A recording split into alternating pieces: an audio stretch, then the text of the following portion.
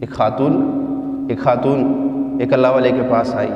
فرمانے لگی کہ میں آپ کے فلاں محفل تھی، اس میں میں موجود تھی،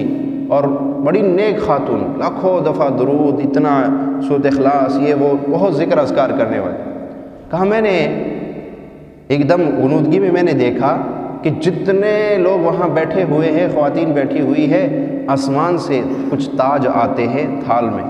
اور وہ تاج ان میں تقسیم کیے جاتے ہیں، مختلف لوگوں کو دیے جاتے ہیں، اور کہا جاتا ہے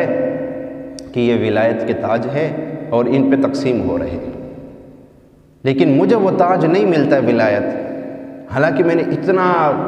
درود پڑھا، اتنا سورۃ اخلاص کا ذکر کرتی ہوں، سارا دن ذکر اذکار میں رہتی ہوں، سب کو ولایت کے تاج مل گئے، مجھے نہیں مل رہے، وجہ کیا ہے؟ تو اللہ والے فرمانے لگے کہ میں نے ان سے کہا کہ تو جتنا ذکر اذکار تو نے آج تک کیا اور اب جو کر رہی ہے سب چھوڑ دے، کوئی درود نہ پڑھ، کوئی تسبیح نہ کر، بس 5 وقت کی فرض کی نماز پڑھ، اور اس کے علاوہ سارا دن تو استغفار کر۔ کہ مولا جو ذکر اذکار میں نے کیا ہے اس میں جو غلطی مجھ سے ہوئی ہے میں اس کے طرف سے معافی مانگتی ہوں، مجھے معاف کر دے۔ تو کہا کہ کچھ عرصے بعد مجھے خط ملا، اس میں لکھا ہوا تھا کہ میں وہ عورت ہوں جس کو آپ نے استغفار پہ لگایا، اور کہا کہ میں نے اتنا استغفار کیا کہ لاکھوں سے میرا استغفار بڑھ گیا۔